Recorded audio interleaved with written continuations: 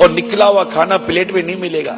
کیا زندگی اس کی اسی طرح آپ کے لیے چاول سالن نکالتے نکالتے نکل جائے گی؟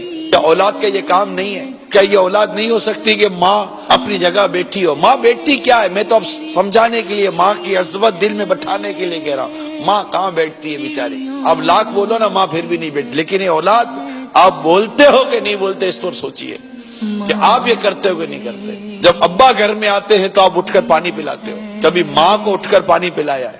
ٹھیک ہے، باپ کو پلانا چاہیے، باپ کا مقام، باپ کا مرتبہ ہے. میرا موضوع والد ہے ہی نہیں اس وقت، میرا موضوع صرف ماں ہے کہ ہم نے ماں کو گویا کہ گھر کی ملازمہ بنایا ہوا ہے. ہم سارے افسر ماں ملازمہ، ہم سارے افسر ماں نوکر. گھر میں منہ چڑھا ہوا ہے، سارا غصہ ماں پر نکال دیا. اٹھانے کے لیے جائے تو ماں باتیں سنے، کھلانے کے لیے جائے تو باتیں سنے، اتنی مشقتوں سے کھانا پکائے تو بھی باتیں سنے. اتنا کچھ کر لینے کے بعد بھی ماں اپنی بیٹی کی مسکراہٹ کو ترستی ہے. اتنا کچھ کر لینے کے بعد بھی ماں اپنے بیٹے کی شفقت و محبت اور رحم کو ترستی ہے. کبھی زندگی میں آپ کے 40 سال گزر گئے، کبھی ماں کو بولا ہے ماں تو نے میری بڑی خدمت کی ہے، ماں اب میری باری ہے؟ یہ جملہ بولا آپ نے؟ اعتراف کیا ہے ماں کی خدمت کا، ماں کے حسن سلوک کا، ماں کی قربانی کا کبھی اعتراف کیا ہے؟ باتیں سنائیے، کبھی اس کا دل خوش کیا؟ جھاڑا ہے کبھی محبت کی، تیز نظروں سے دیکھا ہے کبھی محبت کی نظر سے دیکھا؟ ارے اس کے نوالے لیے ہیں، کبھی اس کے منہ میں نوالا ڈالا ہے؟ جب آپ 2 3 4 سال کے تھے نا، ماں کے پاؤں دباتی تھی. بیٹی ہو چھوٹی یا بیٹا ہو چھوٹا، ماں پاؤں دباتی ہے.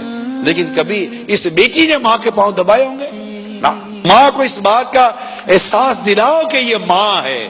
اس کو احساس دلائیے کہ آپ ہماری امی جان ہیں، آپ ہماری ماں ہیں، آپ ہمارے سر کا تاج ہیں، آپ ہمارے لیے جنت کا راستہ ہے، ہمیں آپ سے محبت ہے.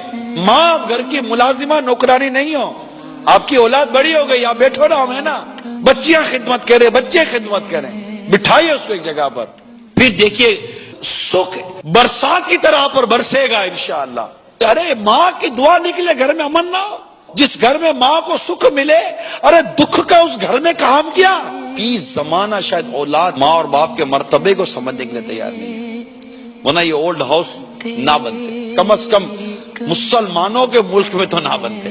شرم آنی چاہیے ایسے بیٹے کو. تو زندہ ہے، اپنے بیوی بچوں کے ساتھ خوش ہے، اور تیرے ماں باپ اولڈ ہاؤس کے اندر ایڑیا رگڑ رہے ہیں. ارے سالوں گزر جاتے تم ماں باپ کو دیکھتے نہیں ہو.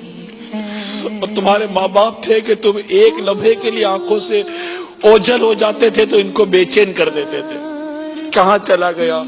کہیں باتھ روم میں گر نہ گیا ہو، کہیں گیلری میں چڑھ نہ گیا ہو، کہیں چھت پر چڑھ نہ گیا ہو، کہیں سڑک پر نکل نہ گیا ہو، کوئی اٹھا کر لے نہ گیا ہو. ارے کبھی دیکھا، سوچا ماں باپ نے کتنی قلبی اذیتوں کے ساتھ تمہاری پرورش کی، اس لیے کہ اٹھا کر نکال کر باہر پھینک دو.